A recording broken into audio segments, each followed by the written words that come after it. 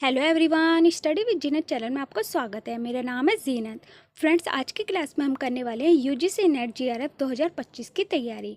Paper 2 political science के most important PYQ जो पूछे गए हैं और आने वाले एग्जामों के लिए वेरी वेरी वेरी इंपॉर्टेंट है। अगर आप यूजीसी नेट जीआरएफ की प्रिपरेशन कर रहे हैं तो फ्रेंड्स 10 ईयर के पीवाईक्यू कर ले, क्योंकि उसमें से भी क्वेश्चन पूछे जा सकते हैं। सभी क्वेश्चन वेरी वेरी इंपॉर्टेंट है, क्योंकि पीवाईक्यू से रिलेटेड क्वेश्चन पूछे जाते हैं, मतलब कि प्रीवियस ईयर क्वेश्चन पूछे जाते हैं। और हम पॉलिटिकल साइंस के पीवाई को डिस्कस करने वाले हैं, क्योंकि पेपर 2 है और कितने मार्क्स का आएगा, आप क्वेश्चन होंगे और कितने मार्क्स के होंगे, 200 मार्क्स के होंगे। तो वेरी वेरी इंपॉर्टेंट है।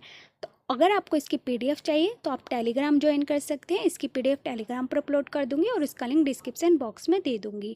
और वीडियो को बीच में स्किप मत कीजिएगा। अगर आपने स्किप कर दी तो आप लॉट्स ऑफ क्वेश्चन मिस कर सकते हैं, इसलिए वीडियो को लास्ट तक देखें, क्योंकि सभी क्वेश्चन इंपॉर्टेंट हैं। तो स्टार्ट करते हैं, लेट्स गेट स्टार्ट। क्वेश्चन है, यूनिट वर्ड के क्वेश्चन कौन कौन से पूछे गए हैं एग्जाम में, भी डिस्कस करने वाले हैं। फिर आगे के क्वेश्चन डिस्कस करेंगे। पहले हम यूनिट 1 के देखते हैं कि कौन कौन से क्वेश्चन पूछे गए हैं, और ये सभी क्वेश्चन पीवाईक्यू हैं। पॉलिटिकल थ्योरी, महत्वपूर्ण एमसीक्यू। फर्स्ट क्वेश्चन है, राजनीतिक सिद्धांत का प्राथमिक उद्देश्य क्या है। ये क्वेश्चन फ्रेंड्स इंपॉर्टेंट है, पूछा जा सकता है कि राजनीतिक सिद्धांत का प्राथमिक उद्देश्य क्या है। ए, सरकार के ढांचे की व्याख्या। बी, राजनीतिक मूल्य और मानदंडों का विश्लेषण। सी, चुनावी रणनीतियां बनाना। डी, प्रशासनिक कार्यकलाप का अध्ययन। तो इसका आंसर हो जाएगा बी, राजनीतिक मूल्य और मानदंडों का विश्लेषण करना राजनीतिक सिद्धांत का प्राथमिक उद्देश्य है। नेक्स्ट क्वेश्चन है, राजनीतिक सिद्धांत में कॉन्सेप्चुअल एनालिसिस का महत्वपूर्ण क्या है। ए, मात्रात्मक डेटा विश्लेषण। बी, अवधारणाएं स्पष्ट करना। सी, चुनाव प्रक्रिया का अध्ययन। डी, नीति निर्माण। इसका आंसर हो जाएगा बी, अवधारणाएं स्पष्ट करना। कॉन्सेप्चुअल एनालिसिस का मतलब है अवधारणाएं स्पष्ट करना। नेक्स्ट क्वेश्चन है, एनालिटिकल पॉलिटिकल थ्योरी किस पर जोर देती है। ए, नैतिक मूल्य। बी, राजनीतिक भाषा एवं तर्क का विश्लेषण। सी, सामाजिक निष्कर्ष। डी, आर्थिक नीति। इसका आंसर हो जाएगा बी, राजनीतिक भाषा एवं तर्क का विश्लेषण एनालिटिकल पॉलिटिकल थ्योरी पर जोर देती है। नेक्स्ट क्वेश्चन है, एम्पेरिकल थ्योरी का उपयोग कब किया जाता है। ए, नैतिक विवेचन हेतु। बी, मात्रात्मक एवं तथ्यात्मक अध्ययन हेतु। सी, वैचारिक विश्लेषण हेतु। डी, चुनाव तैयारी। इसका आंसर हो जाएगा बी, मात्रात्मक एवं तथ्यात्मक अध्ययन हेतु एम्पेरिकल थ्योरी का उपयोग किया जाता है। नेक्स्ट क्वेश्चन है, राजनीतिक सिद्धांत में जिंदगी कितनी प्रमुख शाखाएं होती हैं। कल, प्रयोगात्मक, एम्पेरिकल, विश्लेषणात्मक, एनालिटिकल। बी, केवल अनुवादक और योजनात्मक। सी, प्रशासनिक और कार्यात्मक। डी, सामान्य एवं विशेष। इसका आंसर हो जाएगा ए, सिद्धांत प्रयोगात्मक विश्लेषणात्मक सिद्धांत में जिंदगी प्रमुख शाखाएं होती हैं। नेक्स्ट क्वेश्चन है, दिल के अनुसार पॉलिटिकल थ्योरी का मुख्य योगदान क्या है। इसका आंसर हो जाएगा बी, मूल्य आधारित आलोचना। नेक्स्ट, प्लूरलिज्म की विशेषता क्या है। इसका आंसर हो जाएगा बी, अलग अलग विचारों की स्वीकृति प्लूरलिज्म की विशेषता है। नेक्स्ट क्वेश्चन है, देखते हैं डेमोक्रेसी से रिलेटेड कौन कौन से पूछे गए हैं, मतलब कि लोकतंत्र। डेमोक्रेसी का मतलब क्या होता है, लोकतंत्र। क्वेश्चन है, डेमोक्रेसी की सबसे बड़ी चुनौती क्या है। ए, शिक्षा प्रणाली में सुधार। बी, भोजन व्यवस्था। सी, लोकतंत्र को मजबूत बनाना। D, none of the above. इसका आंसर हो जाएगा सी, लोकतंत्र को मजबूत बनाना डेमोक्रेसी की सबसे बड़ी चुनौती है। फ्रेंड्स, ये क्वेश्चन भी इंपॉर्टेंट है। नेक्स्ट क्वेश्चन है, डेमोक्रेसी लागू करने में सबसे महत्वपूर्ण क्या होना चाहिए। ए, सशक्त नेता। बी, स्वतंत्र न्यायपालिका। सी, स्वतंत्र और निष्पक्ष चुनाव। डी, स्थिर व्यवस्था। इसका आंसर हो जाएगा सी, स्वतंत्र और निष्पक्ष चुनाव डेमोक्रेसी लागू करने में सबसे महत्वपूर्ण होना चाहिए। नेक्स्ट क्वेश्चन है, डेमोक्रेसीज को किसे सुनिश्चित करना आवश्यक है। इसका आंसर हो जाएगा सी, बहुमत की इच्छा। बहुमत की इच्छा आंसर हो जाएगा सी। विकल्प सी खारा नहीं, क्योंकि बहुमत भावना पर निर्भरता लोकतंत्र की सीमाओं को दर्शाती है। क्या दर्शाती है? कि बहुमत जो है भावना पर निर्भरता लोकतंत्र की सीमाओं को दर्शाती है। तो डेमोक्रेसी को सुनिश्चित करना आवश्यक है बहुमत की इच्छा से। आंसर हो जाएगा इसका सी। नेक्स्ट क्वेश्चन है, अब देखते हैं टॉपिक क्या है, जस्टिस। न्याय से रिलेटेड कौन कौन से क्वेश्चन पूछे गए हैं। क्वेश्चन है, किसने कहा justice is the first virtue of a good society. इसका आंसर हो जाएगा डी, जेस मिल। फ्रेंड्स, ये क्वेश्चन इंपॉर्टेंट है, पूछा जा सकता है कि किसने कहा था कि justice is the first virtue of a good society. तो किसने कहा था? जेस मिल ने। नेक्स्ट क्वेश्चन है, रोज के सिद्धांत जस्टिस एज फायरनेस का केंद्र क्या है। इसका आंसर हो जाएगा all of the above. Answer हो जाएगा इसका D, well of ignorance, B original position, C. तो इसका आंसर हो जाएगा D, all of the above. Next question है, डिस्ट्रीब्यूटिव जस्टिस और रेक्टिफैक्टिव जस्टिस में अंतर क्या है। ए आर्थिक वर्सेस नैतिक, बी वितरणात्मक वर्सेस धनात्मक, बी व्यक्तिगत वर्सेस सामाजिक, डी इनमें से कोई नहीं। इसका आंसर हो जाएगा बी, वितरणात्मक वर्सेस संशोधनात्मक। डिस्ट्रीब्यूटिव जस्टिस और रेक्टिफैक्टिव जस्टिस में अंतर है। नेक्स्ट क्वेश्चन है, justice is the first virtue of social institution किसने कहा था। इसका आंसर हो जाएगा बी, एरिस्टोटल। एरिस्टोटल मतलब कौन? अरस्तु। अरस्तु ने कहा था कि justice is the first virtue of social institution है। किसने कहा था? एरिस्टोटल ने। नेक्स्ट क्वेश्चन है, रॉल्स के वेल ऑफ इग्नोरेंस सिद्धांत से क्या आशय है। ए निर्णय लेने से पूर्व अधिकारों पर चर्चा, बी निष्पक्ष निर्णय हेतु अपनी स्थिति न जानना, सी न्यायपालिका की स्वतंत्रता, डी सामाजिक समानता का सिद्धांत। इसका आंसर हो जाएगा बी, रॉल्स के वेल ऑफ इग्नोरेंस सिद्धांत से आशय है निष्पक्ष निर्णय हेतु अपनी स्थिति न जानना। नेक्स्ट क्वेश्चन है, डिस्ट्रीब्यूटिव और रेक्टिफैक्टिव न्याय में अंतर है। इसका आंसर हो जाएगा बी, वितरण बनाम संशोधन। नेक्स्ट क्वेश्चन है, एरिस्टोटल के अनुसार न्याय का समुचित रूप कौन सा है। ए सामान्य न्याय, बी वितरणात्मक न्याय, सी रेक्टिफैक्टिव न्याय, डी नैतिक न्याय। इसका आंसर हो जाएगा बी, वितरणात्मक न्याय। एरिस्टोटल के अनुसार न्याय का समुचित रूप है वितरणात्मक न्याय। नेक्स्ट क्वेश्चन है, रॉल्स का जस्टिस एज फायरनेस सिद्धांत किस न्याय का उदाहरण है। ए वितरणात्मक न्याय, बी रेक्टिफैक्टिव न्याय, सी सामान्य न्याय, डी प्राकृतिक न्याय। इसका आंसर हो जाएगा ए, वितरणात्मक न्याय। रॉल्स का जस्टिस एज फायरनेस सिद्धांत का न्याय का उदाहरण है वितरणात्मक न्याय। तो फ्रेंड्स, ये सभी क्वेश्चन इंपॉर्टेंट है, और अगर आपको मेरी वीडियो पसंद आ रही है तो वीडियो को लाइक शेयर सब्सक्राइब जरूर करें और अपने फ्रेंड्स के साथ भी शेयर करें, क्योंकि सभी क्वेश्चन इंपॉर्टेंट है। नेक्स्ट टॉपिक है लिबर्टी। लिबर्टी से रिलेटेड देखते हैं क्वेश्चन है, लिबर्टी की प्रमुख परिभाषा किससे मिलती है। ए जॉन स्टुअर्ट मिल का on liberty, B John Locke की two treatise, C Isaiah Berlin के 4 ऐसे ऑन लिबर्टी, डी सभी उपरोक्त। इसका आंसर हो जाएगा डी, उपरोक्त सभी। John Stuart mill on liberty, John Locke की 2 ट्रीटीज, ईसाई बर्लिन के 4 ऐसे on liberty. Question friends very very important है, पुस्तक से रिलेटेड भी पूछा जा सकता है कि जॉन स्टुअर्ट ने कौन सी लिखी, जॉन लॉक ने कौन सी लिखी है, या बर्लिन ने कौन सी लिखी है। फ्रेंड्स, ये तीनों ही बुकें वेरी वेरी वेरी इंपॉर्टेंट है, इनको लिख लें और साथ के साथ नोट्स बनाते जाएं, क्योंकि एग्जाम टाइम में इनकी रिवीजन करेंगे तो आप इजीली क्वेश्चन को सॉल्व कर सकते हैं एग्जाम में, क्योंकि सभी क्वेश्चन इंपॉर्टेंट है, पूछी जा सकती हैं जॉन लॉक की, बर्लिन की, जॉन स्टुअर्ट की बुक भी। नेक्स्ट क्वेश्चन है, लिबर्टी और सिक्योरिटी में टकराव की वर्तमान बहस किससे संबंधित है। इसका आंसर हो जाएगा B, freedom of speech versus hate speech. Liberty और सिक्योरिटी में टकराव की वर्तमान बहस से संबंधित है freedom of speech versus hate speech से।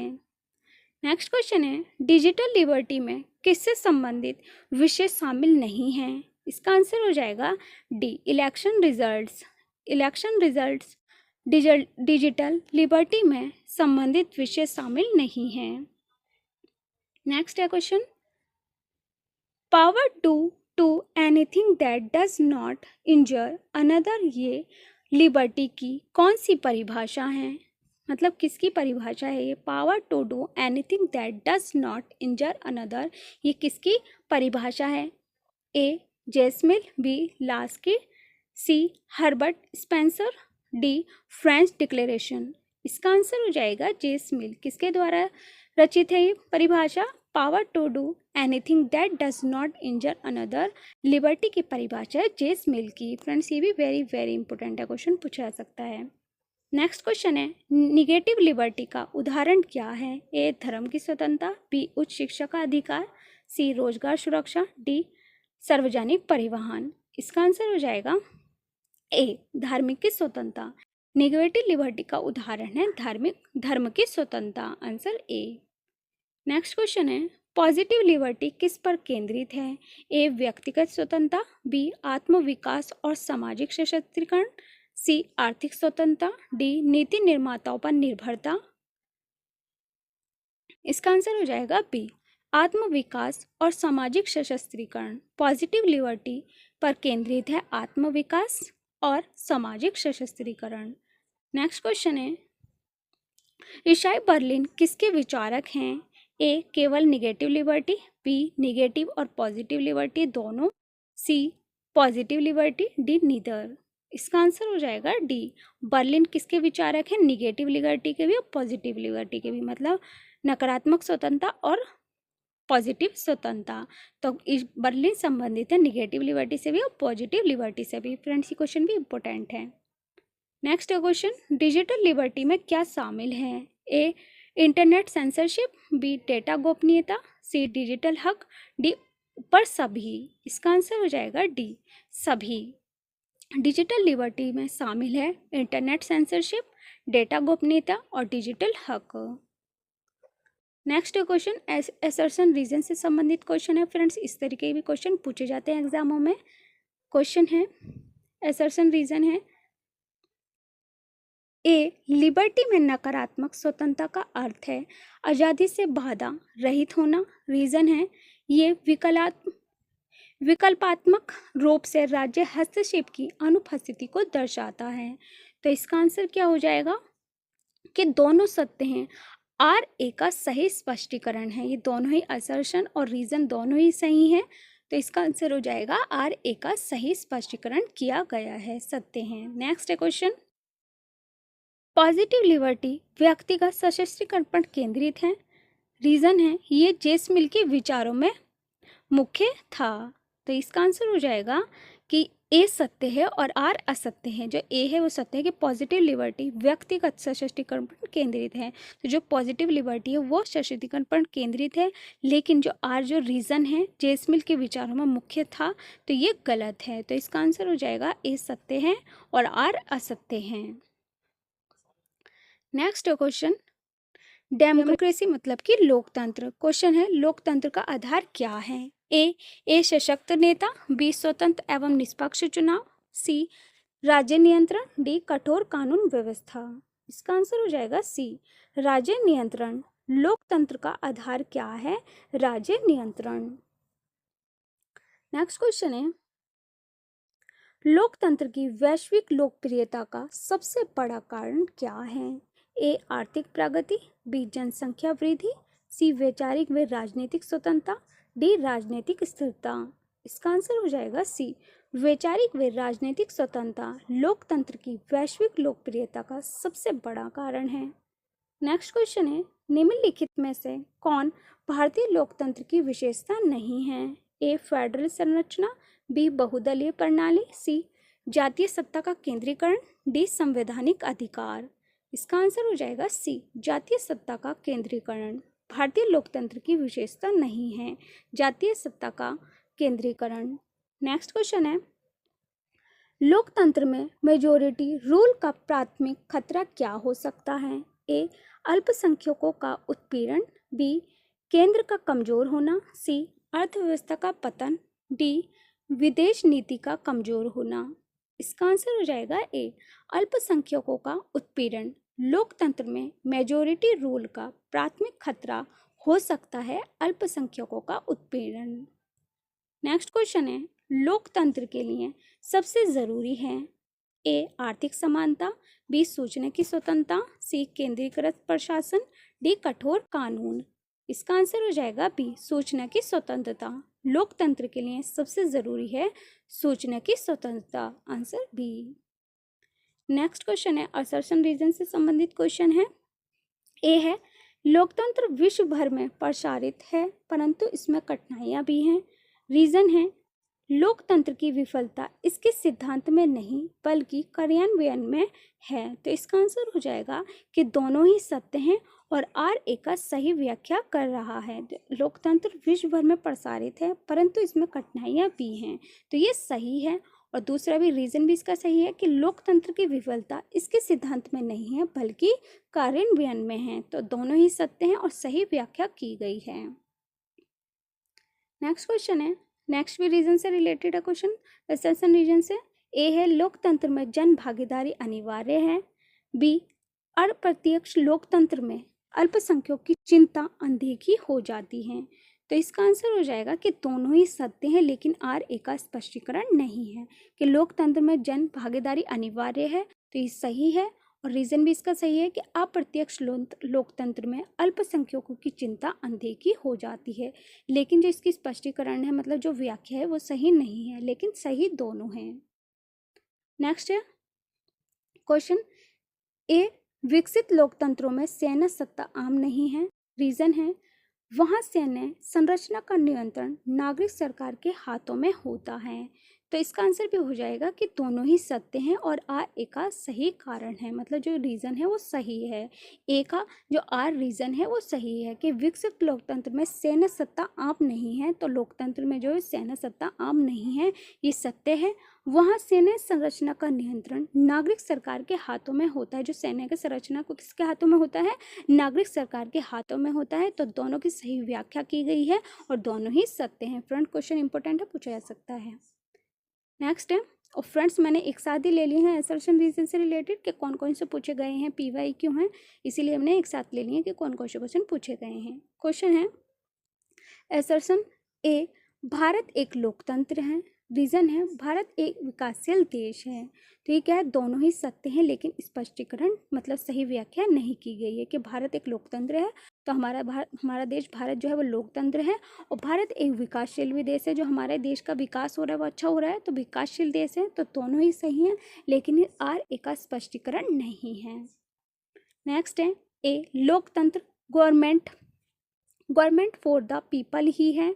रीजन है, चुनावों में जनता के चयन का महत्व होता है। तो ये दोनों ही क्या है, सत्य हैं और सही व्याख्या की गई है कि लोकतंत्र गवर्नमेंट फॉर द पीपल, सरकार जो है वो किसके लिए है, लोगों के लिए है। तो ये सही है। और रीज़न क्या है कि चुनावों में जनता का चयन का महत्व होता है। तो चुनावों में किसका महत्व होता है, लोगों का महत्व होता है, मतलब कि जनता का महत्व होता है। तो दोनों ही सत्य हैं और दोनों की सही व्याख्या की गई है। नेक्स्ट क्वेश्चन है, मैच द फॉलोइंग से भी क्वेश्चन पूछा जाता है, वेरी वेरी इंपॉर्टेंट है। लिस्ट 1 और लिस्ट 2 इनको मिलान करना है। ए बी सी डी को 1 2 3 से मिलान करना है। ए है स्वतंत्र व निष्पक्ष चुनाव, बी बहुदलीय व्यवस्था, सी नागरिक भागीदारी, डी संसदीय प्रणाली। आपको 1 2 3 4 से मिलाना है कि लोकतंत्र की पहचान, राजनीतिक विवेचना, राजनीतिक अधिकार, शक्ति का पृथक्करण के किस किस से कौन सा मिलान किया जाएगा, ये आपको मैच द फॉलोइंग करना है। इसके ऑप्शन ये दे रखे हैं। स्वतंत्र व निष्पक्ष चुनाव किससे संबंधित है, लोकतंत्र की पहचान से। किससे संबंधित है, स्वतंत्र व निष्पक्ष चुनाव लोकतंत्र की पहचान से। बहुदलीय व्यवस्था क्या है, राजनीतिक अधिकार। और नागरिक भागीदारी किससे संबंधित है, राजनीतिक विवेचना से।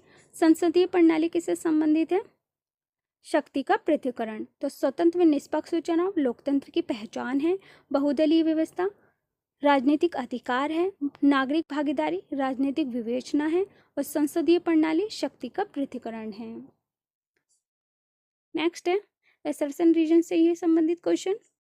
ए, वेल ऑफ इग्नोरेंस गरीब अमीर के बीच न्याय स्थापित करता है।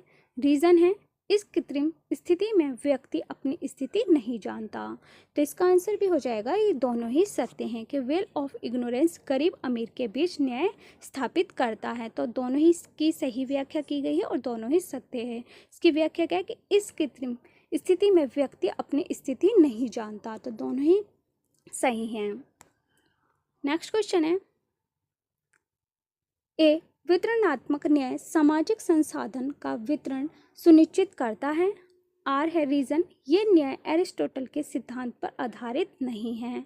तो इसका आंसर हो जाएगा कि दोनों ही सत्य हैं लेकिन सही व्याख्या इनकी नहीं की गई है। आर ए का स्पष्टीकरण नहीं करता कि वितरणात्मक न्याय सामाजिक संसाधन का वितरण सुनिश्चित करता है। हाँ करता है, और ये न्याय एरिस्टोटल के सिद्धांत पर आधारित है। और ये न्याय किस पर आधारित है, मतलब कि अरस्तु के सिद्धांत पर आधारित है। लेकिन दोनों ही सत्य हैं और इनकी व्याख्या सही नहीं की गई है। नेक्स्ट क्वेश्चन, ए रोल्स न्याय को सांसाधिक प्रक्रिया का रूप मानते हैं। रीजन है उनका सिद्धांत ओरिजिनल पोजीशन पर आधारित है। ये दोनों ही सत्य हैं। रॉल्स न्याय को सांसदिक प्रक्रिया का रूप मानते हैं और रीजन है उनका सिद्धांत ओरिजिनल पोजीशन पर आधारित है। दोनों ही सत्य हैं। नेक्स्ट क्वेश्चन है राजनीतिक सिद्धांत क्या है। ये क्वेश्चन इंपॉर्टेंट है फ्रेंड्स, पूछा जा सकता है कि राजनीतिक सिद्धांत क्या है। राज्य की संरचना का अध्ययन। बी राजनीतिक मूल्य सिद्धांत एवं मानदंडों का विश्लेषण। सी प्रशासनिक नीतियों का अध्ययन। डी चुनाव प्रक्रिया का अध्ययन। इसका आंसर हो जाएगा बी राजनीतिक मूल्य सिद्धांत एवं मानदंडों का विश्लेषण राजनीतिक सिद्धांत है। नेक्स्ट क्वेश्चन है नॉर्मेटिव पॉलिटिकल थ्योरी का मुख्य ध्येय क्या है। ए क्या है का वर्णन। क्या होना चाहिए का अनुशासन। सी सामाजिक व्यवहार का विश्लेषण। डी राजनीतिक संस्थाओं का वर्णन। इसका आंसर हो जाएगा बी क्या होना चाहिए का अनुशासन। नॉर्मेटिव पॉलिटिकल थ्योरी का मुख्य ध्येय है कि क्या होना चाहिए का अनुशासन। नेक्स्ट क्वेश्चन है which is not a feature of political theory. A मानदंड आधारित। बी वैचारिक। सी संदर्भहीन। डी न्याय साध्य। इसका आंसर हो जाएगा संदर्भहीन। Which is not a feature of political theory का मतलब है संदर्भहीन। नेक्स्ट क्वेश्चन है राजनीतिक विचारों में वैचारिक विश्लेषण का क्या महत्व है। ए वास्तविक तथ्यों पर आधारित। बी मूल्य आधारित सवाल उठाना। सी मात्रात्मक अध्ययन। डी व्यवहारिक अध्ययन। इसका आंसर हो जाएगा बी मूल्य आधारित सवाल उठाना। राजनीतिक विचारों में वैचारिक विश्लेषण का महत्व है मूल्य आधारित सवाल उठाना। फ्रेंड्स ये क्वेश्चन इंपॉर्टेंट है और अगर आपको मेरी वीडियो पसंद आ रही है तो वीडियो को लाइक शेयर एंड सब्सक्राइब ज़रूर करें और साथ में बेल आइकन को प्रेस करें कि हर वीडियो के लेटेस्ट अपडेट आपको टाइम पर मिलते रहें क्योंकि सभी क्वेश्चन इंपॉर्टेंट हैं। नेक्स्ट क्वेश्चन है राजनीतिक सिद्धांत में एम्पेरिकल विधि का उपयोग क्या दृढ़ नीतिथार्थ देता है। ए मूल्य आधारित दृष्टिकोण। बी मात्रात्मक डेटा विश्लेषण। सी नैतिक विश्लेषण। डी वैचारिक दृष्टिकोण। इसका आंसर हो जाएगा बी मात्रात्मक डेटा विश्लेषण। नेक्स्ट क्वेश्चन है राजनीतिक सिद्धांत के किस सिद्धांत में न्याय पर विशेष जोर होता है। ए रक्षा सिद्धांत। B judicial theory. सी चुनाववाद। डी लोकवाद। इसका आंसर हो जाएगा बी जुडिकल थ्योरी। राजनीतिक सिद्धांत पर न्याय पर विशेष जोर होता है न्यायवाद मतलब जुडिकल थ्योरी। नेक्स्ट क्वेश्चन है political theory attempt to answer the question what ought to be. ये किस प्रकार की पॉलिटिकल थ्योरी का उदाहरण है। A empirical. B normative. C analytical. D comparative. इसका आंसर हो जाएगा B normative political theory attempt to answer the question what ought to be. ये नॉर्मेटिव प्रकार की पॉलिटिकल थ्योरी का उदाहरण है। नेक्स्ट क्वेश्चन है राजनीतिक सिद्धांत का एनालिटिकल दृष्टिकोण किसका विश्लेषण करता है। ए राजनीतिक भाषा और तर्कों को। बी सरकार के फैसलों को। सी चुनाव संबंधी विकल्पों को। डी नीति निर्माण को। इसका आंसर हो जाएगा ए राजनीतिक भाषाओं और तर्कों को राजनीतिक सिद्धांत का एनालिटिकल दृष्टिकोण विश्लेषण करता है। नेक्स्ट क्वेश्चन है कौन सी विधा राजनीतिक सिद्धांत की शाखा नहीं है? A normative theory, B empirical theory, C descriptive theory, D personalistic theory. Answer हो जाएगा इसका डी। नेक्स्ट क्वेश्चन है, राजनीतिक सिद्धांत में कॉन्सेप्चुअल एनालिसिस की भूमिका क्या है? ए मात्रात्मक डेटा इकट्ठा करना, बी अवधारणा का स्पष्ट निर्धारण करना, सी चुनावी रणनीति बनाना, डी प्रशासनिक निर्णय लेना। इसका आंसर हो जाएगा बी अवधारणाओं का स्पष्टीकरण निर्धारण करना। नेक्स्ट क्वेश्चन, राजनीतिक विचार के अध्ययन में वैचारिक दृष्टिकोण का उपयोग क्यों आवश्यक है? ए बहुमत प्राप्त करने के लिए, बी मूल्य और सिद्धांतों की जांच के लिए, सी खुफिया जानकारी एकत्रित करने के लिए, डी सरकार का संचालन सीखने हेतु। इसका आंसर हो जाएगा बी मूल्य और सिद्धांतों की जांच के लिए। नेक्स्ट क्वेश्चन है, राजनीतिक सिद्धांत का डिस्क्रिप्टिव पक्ष किसके अध्ययन पर केंद्रित होता है? ए गणना, बी राज्य नियंत्रण, सी वर्तमान राजनीतिक घटनाक्रमों, डी नैतिक तर्क। इसका आंसर हो जाएगा सी वर्तमान राजनीतिक घटनाक्रमों। कर्तव्यनिष्ठ राजनीतिक विचार किस उद्देश्य पर केंद्रित है? ए परिणाम, बी परिक्रिया, सी सौदा, डी शक्ति। इसका आंसर हो जाएगा परिक्रिया। नेक्स्ट क्वेश्चन है, यूटिलिटरियनिज्म का कैसा दृष्टिकोण है? इसका आंसर हो जाएगा ए परिणाम मुख्य। यूटिलिटरियनिज्म का दृष्टिकोण है परिणाम मुख्य। नेक्स्ट क्वेश्चन है, राजनीतिक सिद्धांत में प्लूरलिज्म किसकी विशेषता क्या है? ए सामाजिक एकरूपता, बी विधि विचारों की स्वीकृति, सी एक वर्गीय सत्ता, डी एक ध्रुवीय दृष्टिकोण। इसका आंसर हो जाएगा बी विचारों की स्वीकृति। नेक्स्ट क्वेश्चन है, राजनीतिक सिद्धांत में फेमिनिस्ट अप्रोच का केंद्र क्या है? ए सामाजिक समता, बी आर्थिक नीति, सी सत्ता संरचना, डी चुनाव व्यवस्था। इसका आंसर हो जाएगा सामाजिक समानता, सामाजिक समता। राजनीतिक सिद्धांत में फेमिनिस्ट अप्रोच का केंद्र है सामाजिक समता। नेक्स्ट क्वेश्चन है, पॉलिटिकल थ्योरी की कॉन्सेप्चुअल एनालिसिस किसकी पहचान करने में मदद करती है? ए चुनावी क्षेत्रों को, बी नैतिक सिद्धांतों को, सी प्रशासनिक निर्णयों को, डी वित्तीय नीतियों को।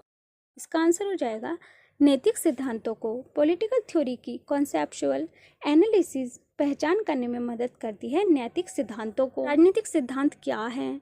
ए व्यवहारिक रवैया, बी मूल्य आधारित आलोचना, सी मात्रात्मक विश्लेषण, डी सरकारी ढांचे का विधिवत अध्ययन।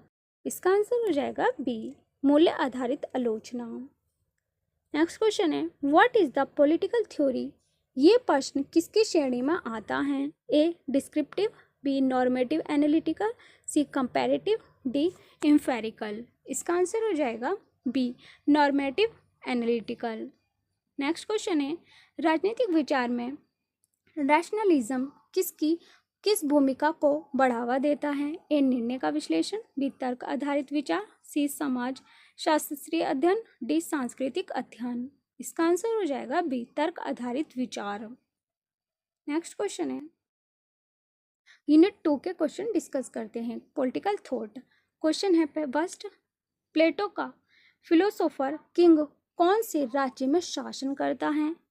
इसका आंसर हो जाएगा एरिस्टोक्रेसी। आंसर हो जाएगा इसका बी प्लेटो का फिलोसोफर किंग एरिस्टोक्रेसी राज्य में शासन करता है। फ्रेंड्स क्वेश्चन पूछा जा सकता है। नेक्स्ट क्वेश्चन, अरस्तु ने राज्य को किस रूप में परिभाषित किया? ए सर्वोच्च प्राकृतिक संस्था, बी व्यक्ति का निर्माण, सी सामाजिक संगठन, डी आर्थिक समुच्चय। इसका आंसर हो जाएगा ए सर्वोच्च प्राकृतिक संस्था। अरस्तु ने राज्यों को सर्वोच्च प्राकृतिक संस्था के रूप में परिभाषित किया है। नेक्स्ट क्वेश्चन है, अरस्तु के अनुसार सही शासन का आदर्श रूप कौन सा है? इसका आंसर हो जाएगा पॉलिटी, मिश्रित शासन। अरस्तु के अनुसार सही शासन का आदर्श रूप है पॉलिटी, मतलब कि मिश्रित शासन। नेक्स्ट क्वेश्चन है, अरस्तु ने न्याय को कितने रूपों में वर्गीकृत किया? ए 1, बी 2, सी 3, डी 4। इसका आंसर हो जाएगा बी अरस्तु ने न्याय को दो रूपों में वर्गीकृत किया। फ्रेंड्स, ये क्वेश्चन भी इंपॉर्टेंट है। नेक्स्ट क्वेश्चन है, जो राज्य आत्मनिर्भर और सद्गुण पूर्ण जीवन का निश्चित करता है वे किसका आदर्श था?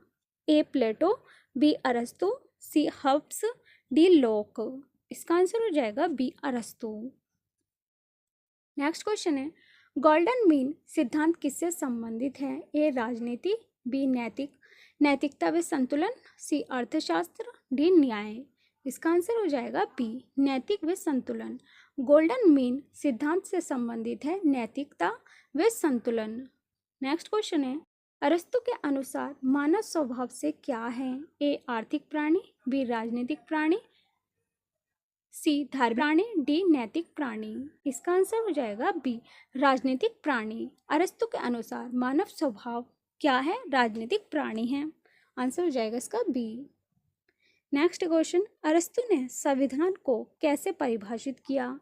ए केवल पद व्यवस्था, बी नैतिक जीवन पद्धति और पद व्यवस्था दोनों, सी केवल नैतिक जीवन पद्धति, डी केवल आर्थिक संगठन।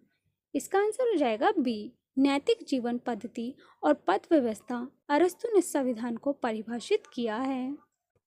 नेक्स्ट क्वेश्चन है, किस विद्वान ने प्लेटो के आइडियल स्टेट और अरस्तु के पॉलिटिक की तुलना की थी? ए हॉब्स, बी मिल, सी कपलस्टोन, डी रॉल्स। इसका आंसर हो जाएगा सी कपलस्टोन। कपलस्टोन ने प्लेटो के आइडियल स्टेट और अरस्तु के पॉलिटिक की तुलना की थी। नेक्स्ट क्वेश्चन है राजनीतिक विज्ञान की स्थिति में अरस्तु का योगदान क्या है? ए व्यवहारिक नीति, बी स्वतंत्र वैज्ञानिक अनुशासन की स्थापना, सी लोकतंत्र की उत्पत्ति, डी सत्तावाद। इसका आंसर हो जाएगा बी स्वतंत्र वैज्ञानिक अनुशासन की स्थापना। राजनीतिक विज्ञान की स्थिति में अरस्तु का योगदान है स्वतंत्र वैज्ञानिक अनुशासन की स्थापना।